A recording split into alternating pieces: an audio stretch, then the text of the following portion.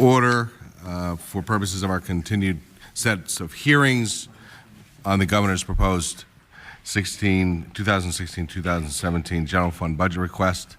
I want to thank the members again for their attendance and their work and attendance yesterday, and all the participants, testifiers yesterday for their time and willingness to help us out in our charge to manage the finances of the Commonwealth. So I wanted to take an opportunity to do that.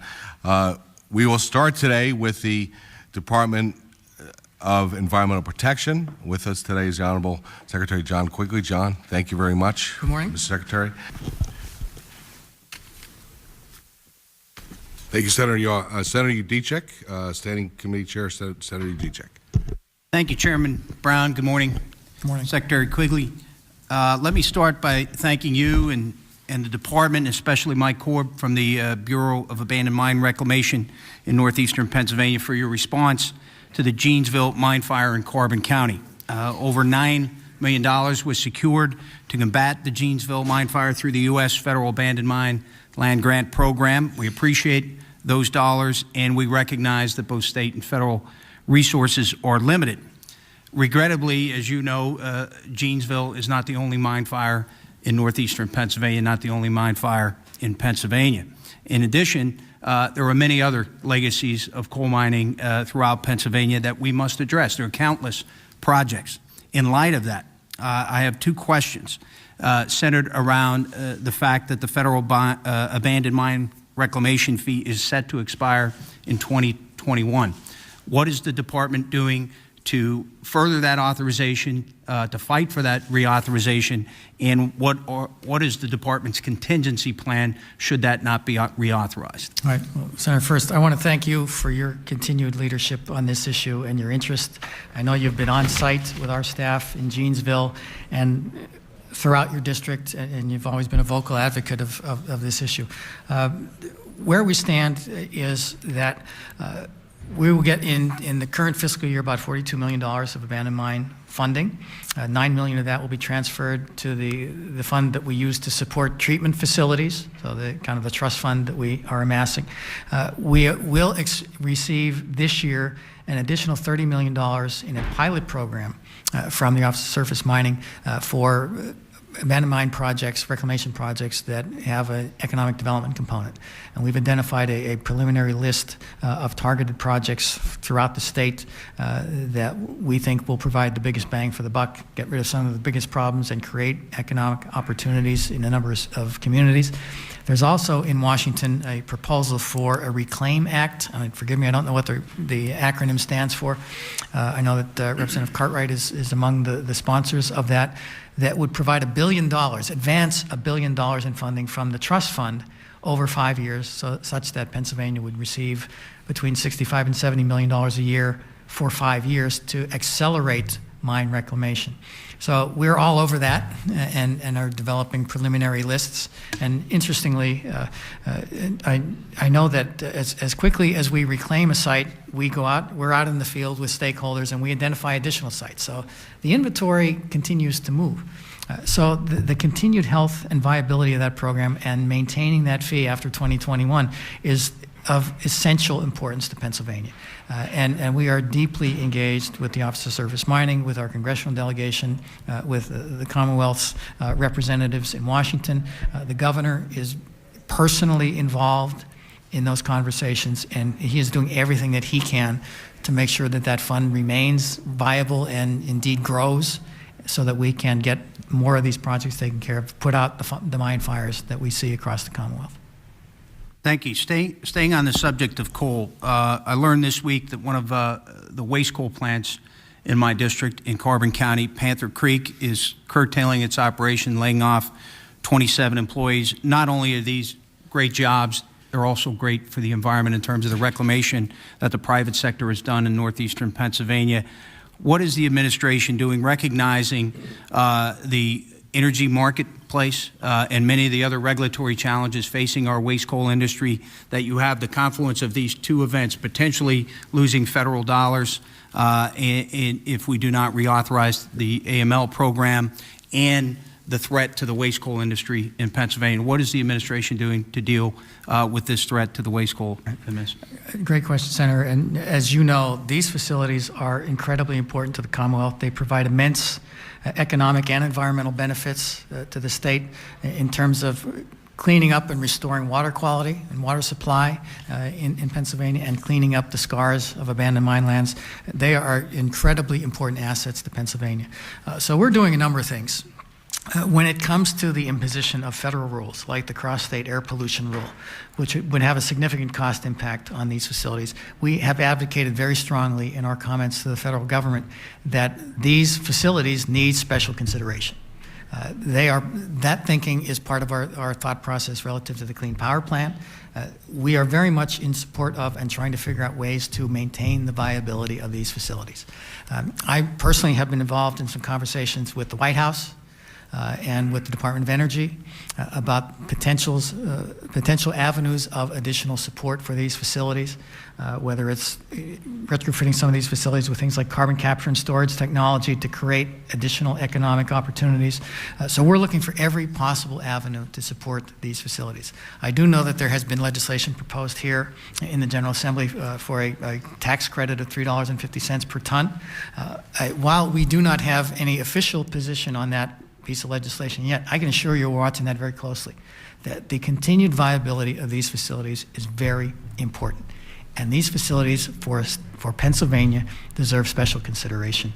And so we're doing everything we can, wherever we can, to help support their viability. Senator Vlahovic, followed by Senator Mensch. Thank you, Mr. Chairman. Mr. Secretary, when I first came to Harrisburg, I didn't know much about environmental issues to a great degree, nor energy, but I realized energy is really the future. I mean, it's such a major part of our economy. And when I came here, one of the first groups I talked to was a group called ARIPA. And, you know, these coal refuge-fired plants, it sounded like a really good deal to me. You got this refuge coal laying around. It can be used for something. There's different degrees, I guess, on the heat value of certain coals, but they would have these plants next to these big, huge, cold refuge piles. They clean them up. They reclaim the land. So that's green, the way I look at it. And then it opens up to whether it's green, just green space, open space, commercial development, residential development. They're all close to, I think, about 3,300 streams someplace. So all that acid mine drainage is not going into those creeks. Once the creeks get cleaned up and they're not looking that odd color, you know, people start taking an interest in them, clean them up, you get the community involved. Seems like a great deal. They're in trouble now. And part of it, they have their transportation costs are much greater because they built a plant here, spent years cleaning up. Now they've got to bring in other areas, and they're looking for some help on cleaning that up. Now, I don't know if you have to clarify this for me. Through the years that they've been working here, has it cost the state taxpayers really any money from anybody's budget or anything else to help them do their work? Actually, no. They've been a market-driven partner. Okay. Commonwealth. So it's truly one of the things we talk about, public-private partnerships, with the private group of people doing most of the work, but us creating an environment so they can do it. Yes. So I would like you know, your help in convincing whoever you have to convince about the value of these coal refuge fired plants. I know we'll never understatement in our lifetime, but they estimate right now be about $15 billion to clean all these piles up. But here it is, a public partnership doing this kind of work. and they're probably doing more to clean the streams up than anybody, because that acid and everything else that goes in, all the chemicals and the metals and everything else, is not going into the streams. But I do think there's some resistance from a lot of the environmentalists on some of this. And can you explain why? Is it just because they're still burning this refuge coal? Is that their only argument? Well, I don't want to speak for any environmental organization, but what I would say, Senator, is that we completely agree with you that these facilities provide immense environmental benefit to the state in reclaiming land and in cleaning up water. And we have to figure out a way to continue to have them viable and be economic in Pennsylvania. And as I mentioned earlier, in response to a question from Senator Udicek, we are advocating for their economic viability when it comes to commenting on proposed federal regulations like the cross-state air pollution rule. We are calling out the fact that these facilities provide an incredible benefit to the Commonwealth, and they deserve special consideration, a special set of rules, very frankly. And they may need, and that might not be enough, given the economics. Again, these facilities are also competing against cheap shale gas. So there's a war going on coal, but it's being waged by shale gas, and shale gas is winning. So we have to figure out ways, and the governor is very supportive of this industry. We are very much willing to work with you to figure out ways that we can help this industry remain viable. Well, listen, I'm one of the biggest supporters of shale gas. I mean, I have these arguments with people all the time, but this is one of these. This is where people have to say a common sense, reasonable approach, because of so much good they're doing. We can't get caught up with all these people who sit someplace and come up with all these great ideas and lump it all into one. It doesn't always fit under one roof. The good that they're doing far outweighs anything else there. Thank you, Senator. Senator Blake, followed by Senator Wozniak.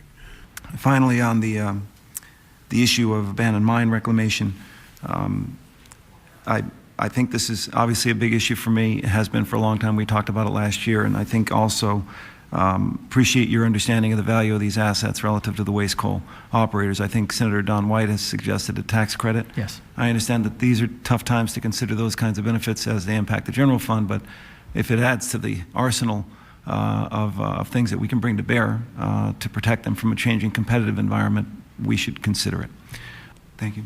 Thank you, Mr. Chairman. Thank you, Mr. Secretary. Thank you. Thank you, Senator Blake. Senator Wozniak, followed by Senator Smucker. Thank you, Mr. Chairman. Hello, Mr. Secretary. Won't take up too much of your time. I've been asking this of all the other secretaries, and you can get the information to me later. But let's take out the gas inspectors and anything to do with the natural gas. But I'd be curious to see what your complement of employees was at the end of the Rendell administration and what your complement of employees was at the end of the Corbett administration. Just curious to see if we are retrenching government. I know that we went through 4 years of trying to slow it down and make it smaller, and I'm sort of curious the numbers out there, and they've been pretty elusive to me.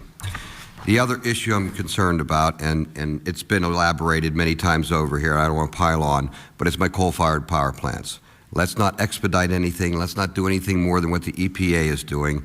I know once you get east of my Appalachian Mountains, the further east you get, the more magical electricity is. And I don't think people realize the incredible amount of jobs. And your mission is to protect the environment. My job is sort of try to keep as many jobs as possible in my coal fields. It goes with the coal-fired power plants, the virgin power plants, the deep mine coal operators, the strip operators, and the cogen plants. The truck drivers, the plumbers and pipe fitters, Local 354 that I belong to that and take care of those fired power plants. I know that we are never going to build another coal-fired power plant in this nation. So let's see if we can just protect the ones we have for as long as possible. Our fired plants aren't going to change the environment and this planet all that much, but it makes a huge difference to a whole lot of people back home. And I just can't tell you how strongly that needs to be put out there, because I know that over the past 20 years I've watched it. Eventually, we're not going to have these plants because we can't build them anymore, and they're going to be squeezed to death. And we really, there's a trade-off out there, and that environment needs to be traded off a little bit for the thousands upon thousands of jobs that are out in the fields, particularly in a part of Pennsylvania that's stressed.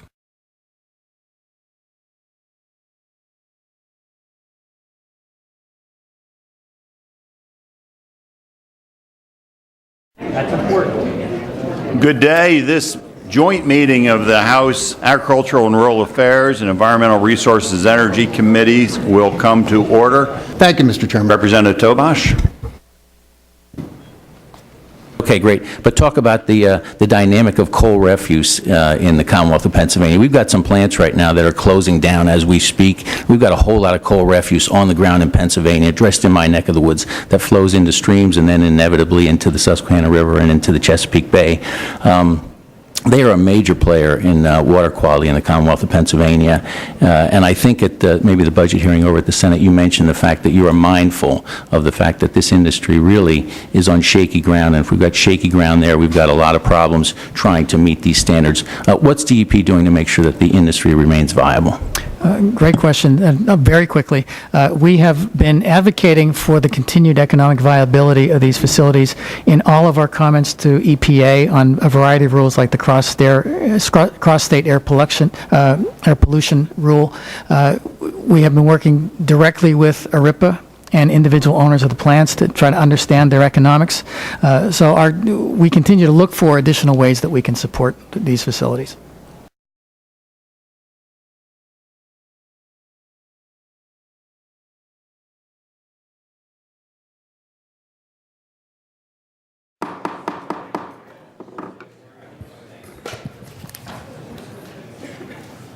Thank you, everyone.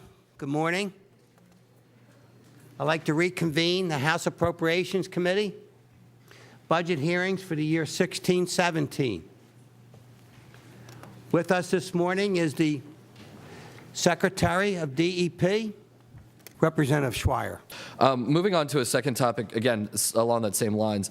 I'm a kid from Center City, Allentown, and we have no coal plants anywhere near, or no coal mining anywhere near us. But in one of the committees I serve, I had the opportunity to tour one of the coal refuge and reuse of coal refuge energy sites in Cambria County. And just sort of seeing the remarkable remediation that happened on this site.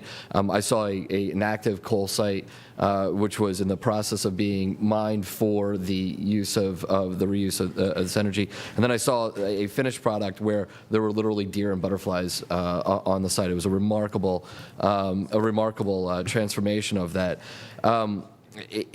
How are you supporting that industry as we use them to reclaim these hundreds of thousands of millions of acres of land, sir? Thank you for that question. It's a very important one for Pennsylvania. The waste coal facilities in Pennsylvania provide tremendous environmental benefits, both land reclamation and water quality improvements. It was a great industry partner, and we need to find a way to make sure that they continue to be economically viable. Sadly, last week we learned that the Panther Creek Energy is going to shut down, and that might not be the last. What we have done is advocate very strongly in our comments on federal rules like the cross-state air pollution rule to call out the need to do something to protect these facilities. Our thinking about the Clean Power Plan has very much in mind how we can design a plan that allows for the continued viability of these facilities. I know that there is tax credit legislation currently before the General Assembly, and while I don't believe the administration has a position on that as yet, I would point out that a tax credit has to be paid for. So it comes down to a budgetary question. But it is very clear that the environmental benefits that these facilities provide are enormous for the Commonwealth. Is it fair? It would be a real loss to lose them. I'm sorry, Mr. Secretary, for cutting off. I apologize for that. It certainly wasn't my intention to be rude. Would a tax credit, I mean, and I've sponsored or been a co-sponsor of that legislation, would that be cheaper than just remediating the sites? Well, again, it depends on the specific language of a particular bill, but I would say that the privately driven, investor-driven work of these facilities has been a tremendous economic boon to the state, extremely cost-effective. The operation of these facilities from an environmental standpoint has been extremely cost effective, and we would like to find a way to support their continued viability. Okay. And so the administration hasn't taken a formal position on a tax credit, but you're not ruling it out at this point in time, with the understanding that tax credits have to be paid for. Well, again, any kind of a public subsidy has to be paid for at some point. I will say that the governor is open to those kinds of conversations with the General Assembly. Okay. Thank you very much.